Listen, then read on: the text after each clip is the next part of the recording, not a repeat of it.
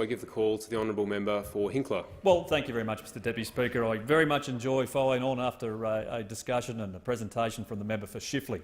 It's always full of euphemisms and certainly gives me the opportunity to compare and contrast our policies compared with those of the opposition. And I must say to the member for Chifley, welcome aboard. Welcome aboard the decentralisation bus. I think you should take a bit of time to speak to your colleagues, because I'm fairly confident they haven't supported that for some years and, in fact, decades. So I'm pleased to see that finally someone over there supports decentralisation of the public service into the regions. So I'm very supportive of what the member for Chifley's had to say in regards to decentralisation. But, Mr Deputy Speaker, I rise, of course, to speak on the Social Services and Other Legislation Amendment supporting Retirement Incomes Bill 2018. Now, this bill implements measures announced as part of the 2018 budget to give retirees greater choice and flexibility when it comes to managing their finances in retirement. And why should that happen? Well, because they deserve it, because they garner over a lifetime experience that matters, experience that is invaluable, experience that can be passed on, that can be utilised, that can be transferred to those in need. So I think this is a great opportunity, not only for them, not only for those others who are in the workplace, but also for us, because it is incredibly important that we can transfer the skills of those older Australians to others in need. And I thank them all for their contribution. Certainly without that age bracket, working as volunteers right around our country, we would not be able to support as many things as we do. The time that they give freely, I think, is invaluable. Now, there are three main changes to support Australians in retirement. There's an expansion of the pension loan scheme, an increase and expansion of the pension work bonus, and a new means test rule to encourage the development and take-up of lifetime retirement income products.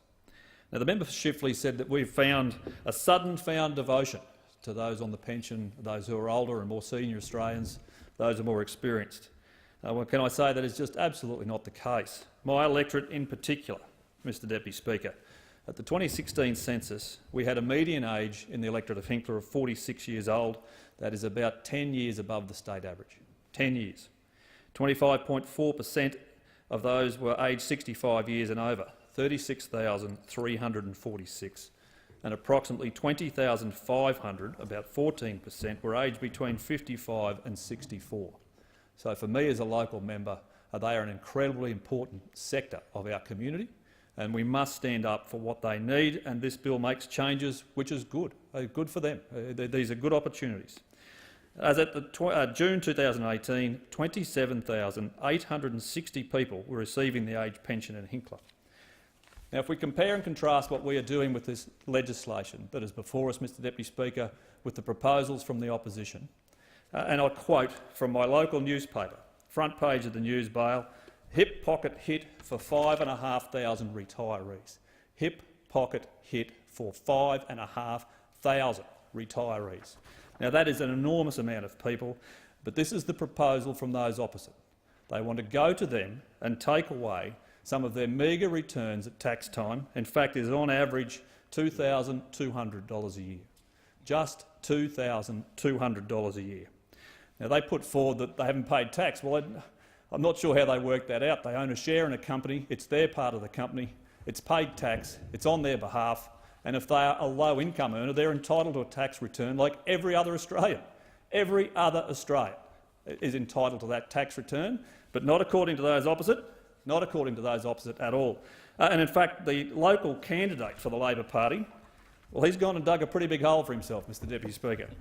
And I quote, his quote is this: "Make no mistake, this is an unfair loophole that overwhelmingly benefits the wealthy. Most people in Bundaberg have never heard of franking credits or know how to access them."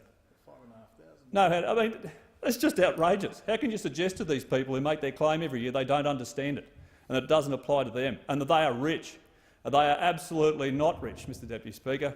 The return on average is $2,200. Now, that might not make a lot of difference to a Labor-paid organiser who is the candidate in Hinkler. I'm sure that the union's got plenty of money for him to pay his wages, but $2,000 for those on low incomes, that helps them with their rates bill. It helps them with their electricity bill. It helps them to pay bills which they would otherwise not be able to pay. I mean, as the member for Dawson suggests to me, it helps them with their medical costs. It helps them with their day-to-day living. This is a source of their income. They are entitled They are entitled to get that return like every other Australian. What are they suggesting? That they should give away all the things they've worked hard for and invest in something else which they're then entitled to get a tax return on, because those opposite want to take a massive $200 billion tax grab from the Australian economy, take a hammer to the Australian economy. Now, I just think this is outrageous, but the candidate in Hinkler for the Labor Party, well, he's doubled down. He's doubled down. He's gone out on social media and he said that Labor will end this tax loophole. Well, this isn't a tax loophole. These people are entitled to a rebate. It is just the same for every single Australian. Well, the comebacks on Facebook have been pretty solid, and certainly when you look at what's been put forward by Mr Jesse Zilke. Now, I know Jesse. Jesse's a local builder, and he's told me outright that he supports a different side of politics, and he's entitled to. This is a democratic system, and you can vote for whoever you like. But I think his quote is important in terms of a response to what the Labor candidate has put forward. Now, what did he say? To put it even more simply, it's the same as an employer paying an employee tax on their behalf. I'm nowhere near retired and think this is just plain wrong. The shareholder is paying tax, and it's the same shareholder is a retiree who's managed to make some good decisions in life and reduce the burden on claiming a pension, which actually saves a lot of money. I'm happy to support good policy, but this is just wrong. This is just wrong. And we go on, Mr Deputy Speaker. There are endless letters to the editor, and I look at quotes from Brian Reynolds. And I mean, he's pretty straight up and down. He said Labor's tax on the vulnerable is ridiculous, unfair, infantile, stupid and unsustainable. In fact, he suggests that Labor shows a complete lack of understanding of financial matters, and if Labor will steal from the elderly and the most vulnerable Australians, they will have no problem keeping tax returns from others in the future.